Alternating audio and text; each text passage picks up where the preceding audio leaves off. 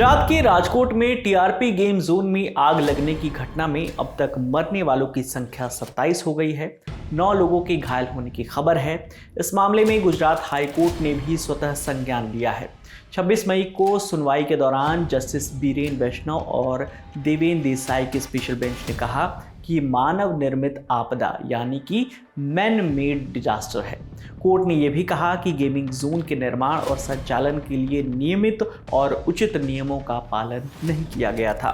Court ने कहा कि अहमदाबाद में Sindhu Bhavan road, Sardarpur Patel ring road और एसजी हाईवे पर गेमिंग जोन सार्वजनिक सुरक्षा के लिए खतरा है, जिस पर अहमदाबाद, वडोदरा, सूरत और राजकोट नगर निगम से स्पष्टीकरण भी मांगा गया है।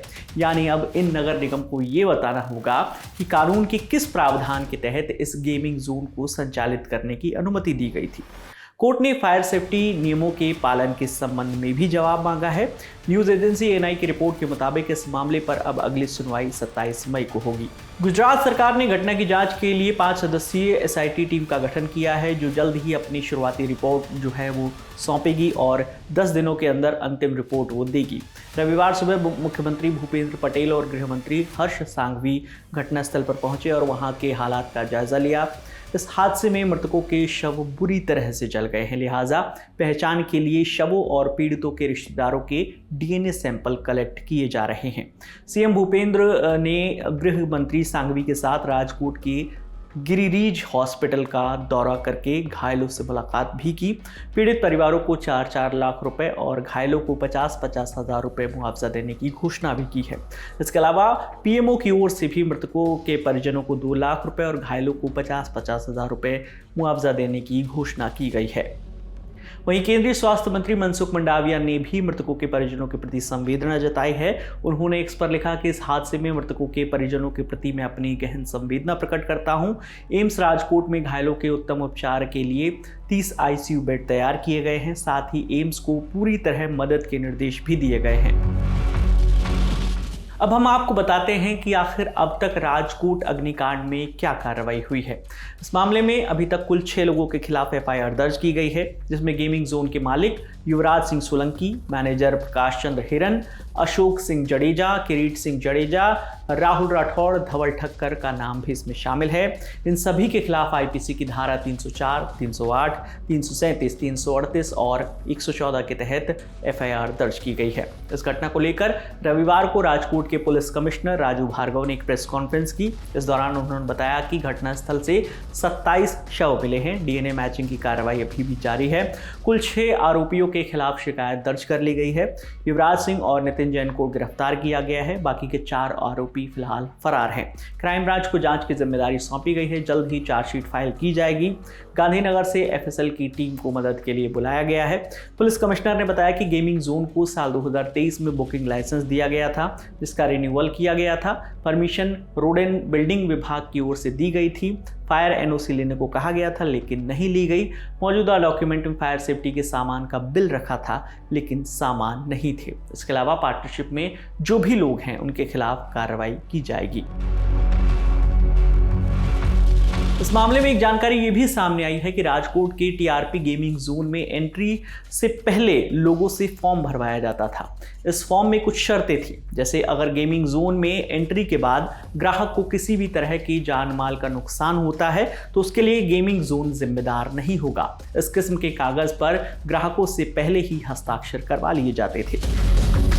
घटना के बाद से सवाल ये भी उठ रहा है कि आखिर टीआरपी गेमिंग जोन में इतनी तेजी से आग फैली कैसे। तो जानकारी के मुताबिक गेमिंग जोन के लिए फायर डिपार्टमेंट से एनओसी नहीं ली गई थी।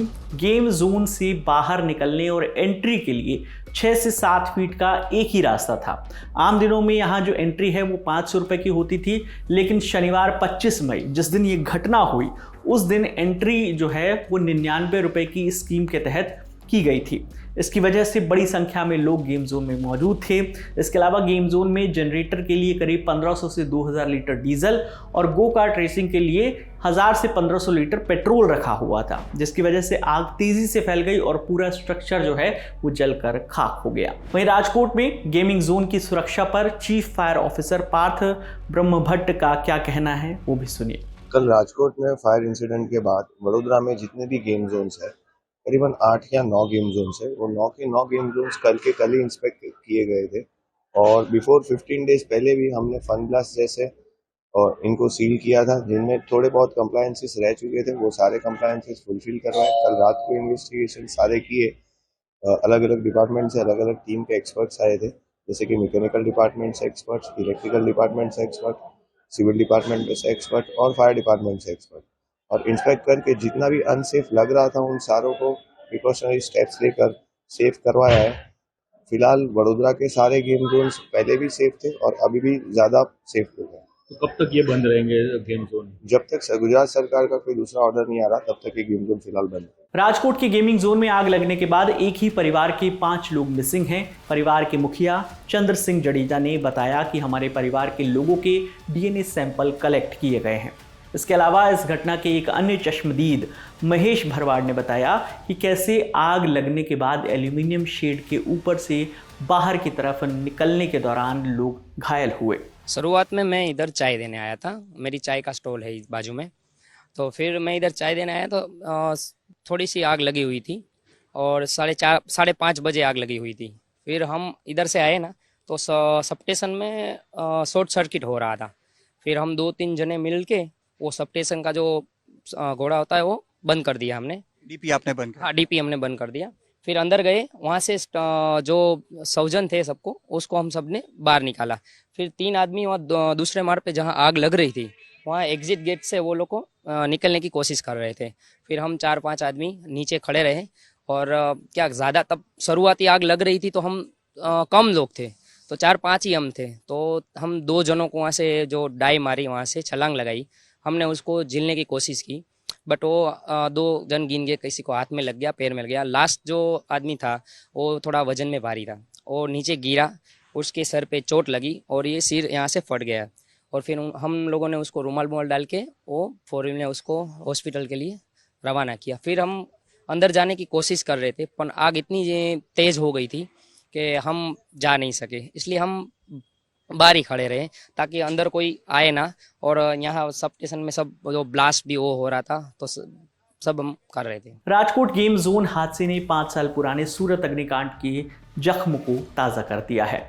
साल 2019 में 24 मई को सूरत के सरथाना जकात नाका इलाके में मौजूद एक बिल्डिंग में भीषण आग लग गई थी। इस बिल्डिंग में तक्षशिला ऑर्किड नाम का कोचिंग सेंटर भी था। इस भीषण आग में लगभग 22 बच्चे जिंदा जल गए थे। लगभग 50 बच्चे बुरी तरह से झुलस गए थे। बच्चे अपनी जान बचाने के लिए बिल्डिंग की खिड़कियों से कूदते नजर आए थे। कुछ बच्चे जो हैं वो कूदने के बाद गंभीर रूप से घायल भी हुए थे। फिलहाल राजकोट गेम जोन हादसे पर हमारी नज़र बनी हुई है। हम आगे की जो भी अपडेट होगी आप तक यूं ही पहुंचाते रहेंगे। आपके लिए तमाम जानकारी लेकर आई थी हमारी साथी प्रगति चौरसिया। मेरा नाम है विकास वर्मा। देखते रहिए दिल ललन टॉप। शुक्रिया।